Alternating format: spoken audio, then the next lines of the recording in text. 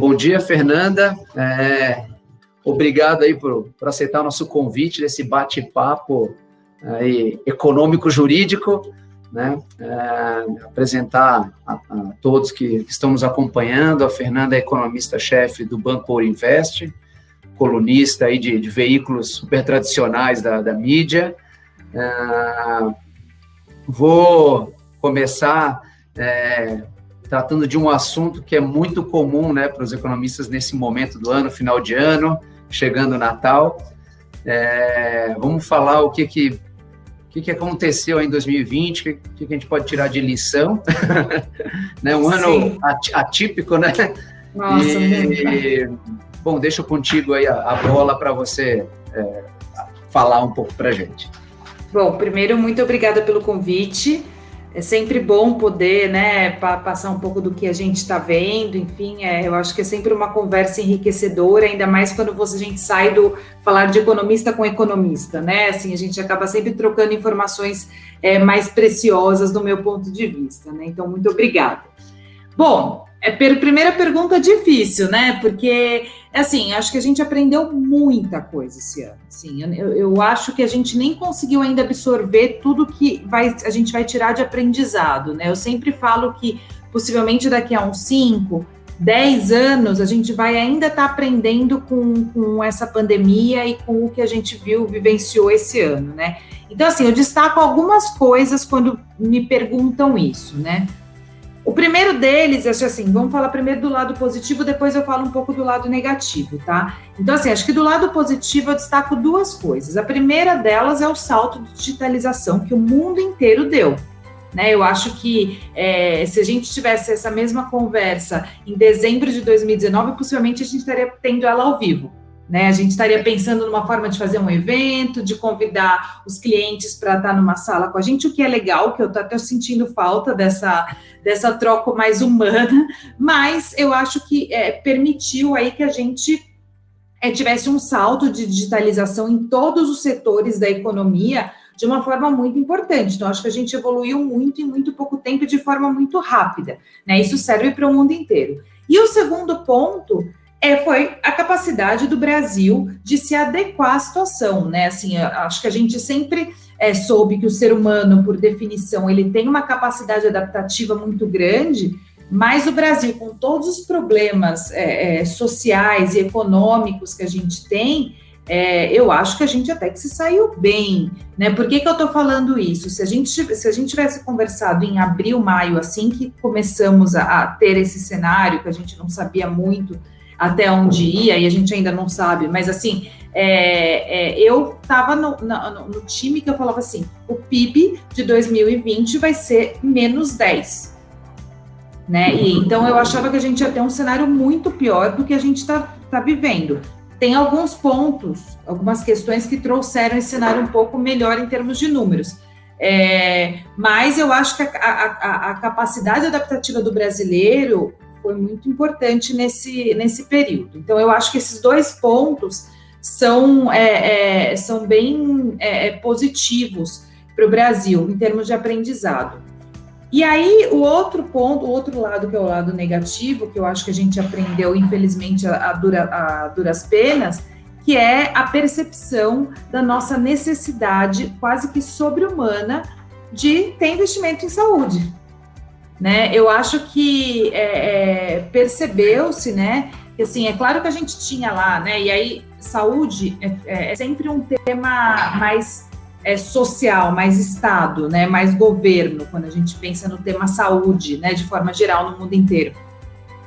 E claro que você tinha lá pastos, investimentos destinados todo ano, mas ninguém nunca prestou muita atenção nisso. Mesmo eu, assim, eu nunca olhei tanto quanto é que a gente investia, enfim, eu sabia que era relativamente baixo, perto de outros países, enfim, mas, assim, ficou muito claro que a gente estava a passos atrás, homéricos, assim, do que deveria ter acontecido. Eu acho que se a gente tivesse investido isso em saúde, tivesse um investimento muito grande, talvez a gente teria minimizado alguns danos aí que causaram esse ano. E a mesma coisa para a educação, né? Porque é claro que todo mundo se virou como deu, assim, eu tenho dois filhos, um só está na escola, a escola se virou como pôde, mas é uma escola particular, né? Eu fico pensando como é que está a educação na escola pública, né? Que a gente sabe que não é todo mundo que teve a condição de ter acesso a estudo online, então certamente a gente vai ter um gap muito grande de educação por conta desse 1 ano. Num cenário que o Brasil tem muito problema com a educação, sobretudo a educação de base, na minha opinião. Então, eu acho que a gente teve aí alguns aprendizados negativos, né? Então, eu acho que, em poucas palavras, né? Do lado positivo, eu acho que capacidade de adaptação e salto em digitalização, e do lado negativo, para mim, foi a carência de investimento em saúde e educação. Já pegando esse gancho, né? Olhando para o ano que está chegando, 2021, o que você acredita aí em termos de política do governo, né? Nós acabamos de sair de uma eleição municipal que nos deu uma notícia, né? Uma resposta sobre como o brasileiro agora acredita, né? Ser o correto se posicionar em termos, né, de figura pública, né? Como um representante político. Tem uma certa dificuldade, né, de diálogo entre o executivo, né, o legislativo, né? Então, arrastamos durante o ano 2020 vários assuntos, reforma fiscal, né, tem a questão da autonomia do Banco Central, também muito discutida, da boa que o mercado está querendo ouvir, tem a LDO que está para ser votada. O que você acredita aí que teremos para 2021? Para fazer aí a máquina girar de novo? Olha, eu acho que assim, a gente, assim, óbvio que esse ano foi muito focado em pandemia, então você teve um olhar muito global das coisas, né? Agora, como a gente avista o final da pandemia, né, e daí justamente com as notícias de vacina, né, a gente teve notícia de que finalmente tivemos uma vacina no Reino Unido, que semana que vem, nos próximos dias a gente já deve ter início da imunização, imagino que isso se estenda para Estados Unidos e restante da Europa rapidamente. Então, assim, a gente pelo menos avista o final da pandemia, né, isso já está... Então, a hora que isso começa, a gente vai começar a olhar as nossas dores locais, que são muitas, como você acabou de falar. Então, assim, quando eu olho o cenário político brasileiro... e daí, independentemente de partido, eu nem quero ter essa discussão, mas assim, eu acho que a gente está com muita deficiência, né? Então, de fato, eu concordo com você, há um problema sério de diálogo, né? Você tem aí uma queda de braço, que, aliás, isso foi um dos grandes pontos que eu acho que atrapalhou muito como o Brasil lidar com a pandemia em 2020, porque teve uma queda de braço, assim, quando na verdade a gente precisava ter cooperação e união, entre todas as esferas, porque tanto esfera federal quanto esfera estadual, quanto judiciário, quanto congresso, enfim, a gente devia ter tido uma coordenação e um diálogo maior em prol de uma única coisa, que era minimizar os danos da pandemia, tanto na saúde quanto na economia. E claramente isso não aconteceu, foi cada um com uma bandeira. Eu acho que foi muito estampado que faltava uma liderança, né, ou que a liderança que existe, ela não era homogênea, vamos dizer assim, em todas as esferas. Então, esse problema vai ficar muito evidente em 2021. Na verdade, quando a gente olha, na minha opinião, o saldo das eleições municipais, eu acho que a gente já percebe isso, né? Eu, particularmente, do meu ponto de vista de cidadã, eu até gostei do resultado das eleições municipais, quando você olha Brasil como um todo, porque a gente viu um movimento grande aí de partidos de centro sendo eleitos a presidente, né? Perdão, a presidente. A prefeito das principais capitais, inclusive do estado do Brasil. Então, eu acho que isso é uma sinalização muito importante, porque esse discurso extremista, né, seja de um lado, seja do outro, claramente está causando muito dano na economia como um todo, né? Então, a gente vai ter que endereçar isso em 2021. Né? Então, eu acho que esse é o primeiro ponto. Então, a gente começa 2021 num cenário recessivo, né, porque a gente vai ter uma recessão em 2020, com certeza, não tem como fugir disso. a gente parte com um cenário machucado em termos de confiança, né? Porque o mercado de trabalho ele ainda está piorando, porque é normal, depois a gente pode falar mais disso, e num cenário político muito conturbado, né? E aí, de novo, né, comentando só para finalizar das eleições municipais, eu acho que além dessa questão de a gente ter visto os partidos de centro, né, tendo maior evidência no Brasil, a gente também percebeu uma fraqueza adicional do presidente Jair Bolsonaro, porque todos os candidatos que ele apoiou, nenhum foi eleito. Né? Eu até fiz um paralelo numa das minhas colunas que você mencionou essa semana, que eu falei assim, lembra lá na época do governo Lula, e daí de novo, eu não estou falando que o governo Lula é melhor que o Bolsonaro, assim, não quero falar, não é esse meu ponto, mas o fato ele tinha uma popularidade muito grande, né? Não sei se você lembra, assim, bastava qualquer candidato estampar a fotinho com o Lula do lado, ganhou. Garantia de voto. Era garantia de voto, né? E a gente percebeu o oposto no Bolsonaro com menos de 2 anos de mandato. Né? Inclusive, isso casou com as pesquisas de popularidade que foram divulgadas na semana passada, em que a desaprovação do Jair Bolsonaro aumentou muito. Né? Então, eu acho que tudo isso é reflexo dessas coisas que a gente comentou, de como foi a condução de 2020 e da onde a gente parte para 2021. Então, o cenário é mais complicado. E daí, então, eu acho que as eleições municipais trouxeram uma esperança e mostrou um desafio nesse sentido, porque ainda a gente tem 2 anos de mandato, afinal de contas. E tem várias coisas capengas, como você mesmo mencionou. Imagina, a gente está no dia 2 de dezembro e a gente não tem LDO para 2021. Assim, é insano. Né, assim, vamos tentar votar esse ano. Imagina, gente, vamos ser realistas. A gente sabe como funciona o Congresso. O Congresso entra em recesso dia 18, se eu não me engano, cai numa sexta-feira. Se eu não me engano, é 18 ou 19. É mais ou menos nessa sexta. Só que a gente sabe que essa semana já é morta no Congresso. Né? Eu tenho um colega que fica em Brasília, que trabalha lá com a gente no banco, o Welber Barral. A gente estava falando disso essa semana. Ele falou assim, imagina, dia 14 de dezembro acabou. Né? Então, assim, há aí uma intenção do Rodrigo Maia, do presidente da Câmara dos Deputados, em acelerar algumas pautas para esse ano ainda, mas a LDO especificamente, que é uma pauta super importante, afinal de contas, é só o orçamento do Brasil, né, uma coisinha básica, ainda não foi aprovado, né? Então, a gente vai entrar em janeiro com a regra do 1/12, e ainda em discussão se o auxílio emergencial vai seguir ou não. Com a dívida batendo a 70% do PIB, quase, né, assim, explodindo a dívida pública brasileira. Então, eu acho que assim, tem muito nó dentro da questão política, e aí, claramente, das contas fiscais, que é o grande calcanhar de Aquiles do Brasil hoje, que pode dificultar o ano de 2021. Então, eu acho que, claro, né, só com o final da pandemia, todo mundo vai ter uma sensação de alívio. Para 2020, a hora que começarem a ter vacinação, eu não vejo a hora disso acontecer, todo mundo vai ter uma sensação de alívio, você vai ter alguma retomada de alguns setores, enfim, né, a economia vai começar a respirar com mais tranquilidade, mas ainda assim tem muita dor dentro do cenário brasileiro, que eu acho que em algum momento lá de 21 a gente vai falar, chega 22, chega 22, chega 22, sabe?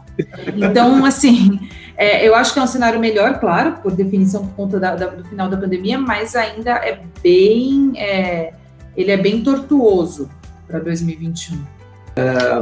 E já falando em 2021, o que você acredita aí de projeção, né? Os empresários, a gente já começa a fazer muito projeto, a gente já participa aqui dentro do escritório, né? De projetos de empresas e já se faz cálculos, enfim.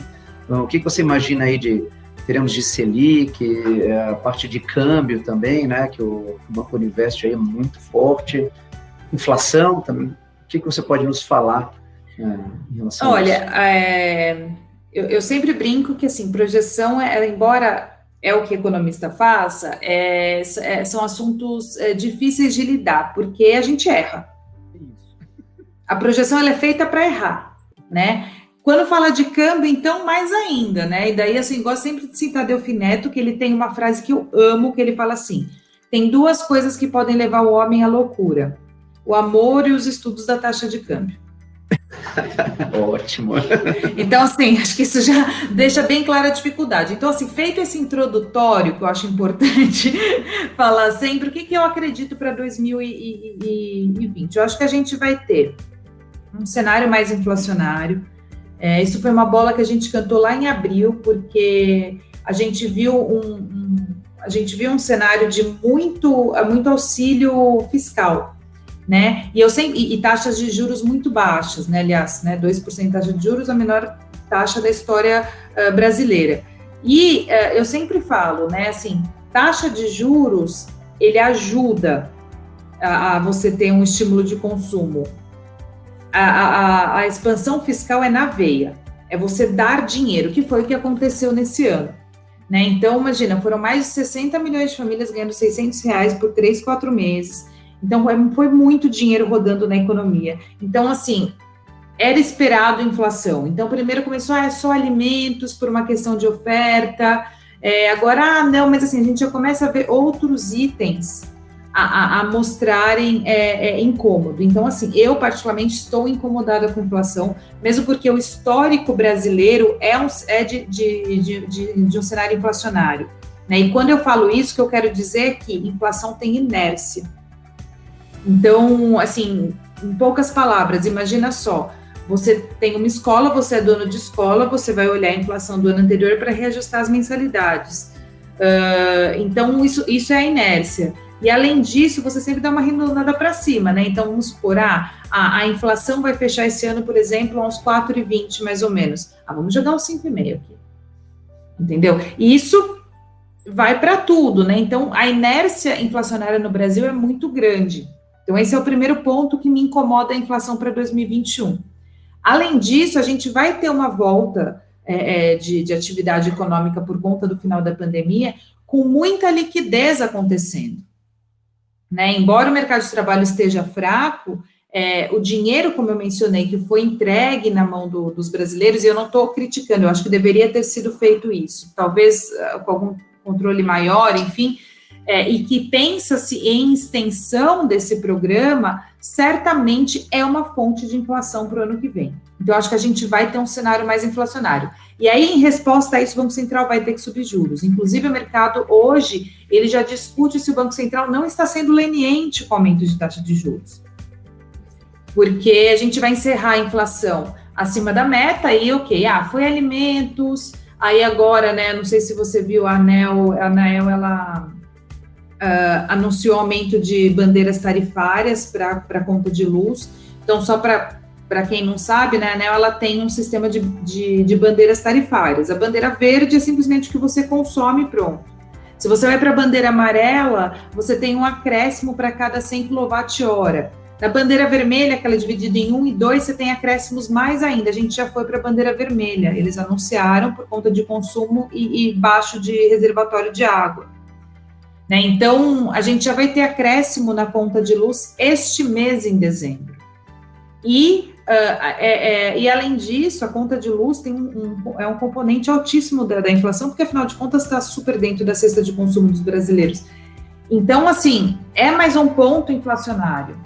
Então, o Banco Central, ele já está sendo questionado no mercado, o que significa que eu acho que a gente vai ter, em algum momento aí nos próximos meses, algum aumento de taxa de juros. Né? Eu acho que a gente falar de uma taxa de juros de 5% no ano que vem é tranquilo de se falar. Tá? Então, isso. Atividade econômica de PIB, eu acho que sim, a gente vai ter um crescimento de PIB ano que vem, mas eu não consigo ver um crescimento muito exponencial. Por quê? Porque a gente deve ter diferença entre setores, né? Assim, o setor de serviços na economia brasileira, ele representa 70% do PIB.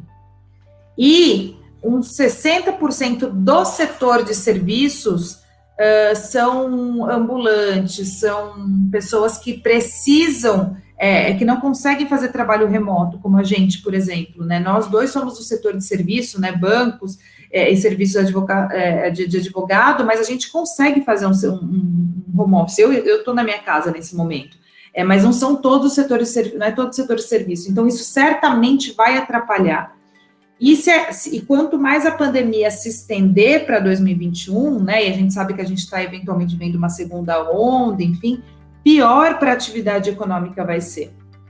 Né? Então, se a gente não tiver a mesma sorte do Reino Unido de ter uma aprovação de vacina, agora mesmo, antes da gente começar a conversar, eu li que o Ministério da Saúde está estimando que a vacinação inicie em março. Ótimo que tem uma data, mas assim, e até lá, né, o primeiro trimestre inteiro. E o cronograma também, né? Que eles não falaram. O cronograma, saiu ontem um cronograma super lento, assim, então, em 4 fases, então, enfim, né, a gente não sabe como é que vai ser, né, eu não quero ficar arriscando muito, porque isso é super futurologia, mas, aparentemente, se for só em março, a gente tem o primeiro trimestre inteiro, com a doença piorando, porque ela está piorando no Brasil, com uma chance de todo mundo ter que voltar para casa de novo. Então, eu não consigo ficar muito otimista para a atividade econômica. Alguma recuperação haverá, mas assim, na ordem de 2%, eu acho que é um bom número para se dar um chute educado, vamos dizer assim, né? E aí, o resultado disso, que é a taxa de câmbio, eu acho que sim, a gente deve ver um alívio por conta do final da pandemia, porque a gente tem sim uma boa parte carregada dentro da taxa de câmbio, que é a condição pandêmica, né? Então, é importante sempre explicar que taxa de câmbio, ele é um indicador de risco, né? Mais do que uma conta que você fala, você importa, exporta, então o preço disso é a taxa de câmbio. É também, mas além disso, ela embute uma questão de risco. Por quê? Porque pensa assim, se você é investidor, você fala assim, vou colocar o meu dinheiro em algum país emergente, porque meu apetite a risco voltou.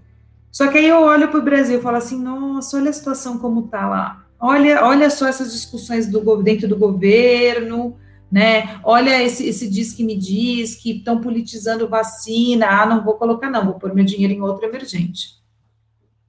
E daí a gente acaba saindo perdendo. Então, com isso, eu acho que sim, a gente tem um pedaço grande que é a pandemia, então, saindo vacina, enfim, que é esse movimento que a gente está vendo recentemente, né, que a taxa já foi chegando a 5,20 desde a adoção da vacina, da divulgação que vai ter a vacina da empresa Pfizer, ótimo, a gente vai ter sim um alívio, eu acho que ainda vem até um pouco mais para baixo nos próximos meses, conforme for avançando o tempo de vacina. Só que eu acho que vai chegar num 5, vai parar, porque a gente vai começar a olhar aquelas nossas dores que eu estava comentando, as questões de governo, essas discussões. Então, assim, de novo, né, o cenário de 2021, ele não é tão fácil. Eu acho que é um cenário de inflação mais alta, taxa de juros mais alta, PIB não muito alto e taxa de câmbio não tão baixa. Eu acho que a gente não volta para o patamar pré-pandemia de taxa de câmbio.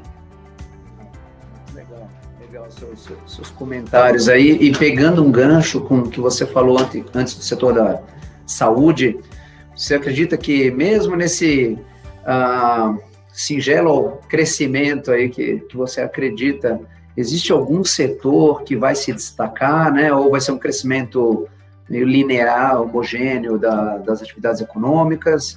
Ou a gente vai perceber alguns setores aí que vão se beneficiar, né? O setor de exportação acaba também pegando essa onda, né? Qual é a sua impressão? Eu acho que certamente não será linear, porque essa pandemia vai deixar machucados aí em alguns setores, como eu mencionei, sobretudo o setor de serviços, que precisa de lugar. Acho que muitas empresas vão quebrar, principalmente os serviços menores, né? Então, quando a gente olhar em linhas gerais, alguns setores vão acabar se beneficiando. Então, concordo, acho que a parte de exportação maior, né? E daí eu acho que manufaturados grandes, né? E também alimentos, commodities, certamente vai seguir se beneficiando em 2021. Setores ligados à tecnologia também. E aí vai andando em fila, né? Esses setores vão indo na frente, aí alguns outros setores, e por último, o setor de serviços grandão. Só que ele é o maior de todos, então por isso que eu acho que você não tem uma economia tão pungente ano que vem. Mas eu não consigo ver um crescimento homogêneo entre setores, não. Que na verdade é o que já está acontecendo. Quando a gente olha os indicadores, dá para perceber que setores da indústria de manufaturados mais robustos e exportadores estão tendo um ganho, mas os menores não, né? Então, acho que você vai ter uma desigualdade em que aumenta a boca de jacaré entre maiores e menores, entendeu? Poxa, Fernanda, muito obrigado aí pelo bate-papo, pelos insights, pela microaula de economia. Para nós, né, o mercado, acho que o brasileiro como um todo, né, está sofrendo dessa certa ansiedade, né, de uma resposta, de um retorno à normalidade, né, da resposta seja dos nossos governantes, seja da indústria, né, que vai nos proporcionar a vacina e para passar, né, por esse período aí tão difícil. E eu gostaria que você, né, deixar você à vontade para falar também alguma coisa para quem estiver assistindo, para os nossos ouvintes. Tá bom, primeiro, de novo, obrigada pela oportunidade. Eu, Fernanda, com sorte também o Banco Universo fica muito satisfeito de poder participar aqui desse fórum, é muito interessante e muito rico para a gente. E daí o que eu queria deixar de mensagem é que, óbvio que há um pessimismo ainda no tom da minha mensagem, mas eu acho que ainda assim é melhor do que o que a gente estava vivendo, né? Eu acho que o sinal positivo é que a pandemia está acabando, assim, a gente está vendo um sinal, a gente já tem vacina, né? Que bom que a gente chegou nessa discussão e de uma forma tão rápida, porque imagina, se a gente olhar o tempo que se faziam vacinas anteriormente, né? Então, que bom que houve investimento maciço nesse tema e as empresas as farmacêuticas conseguiram desenvolver as vacinas. Então, eu acho que esse é o lado positivo e certamente o Brasil vai se beneficiar disso.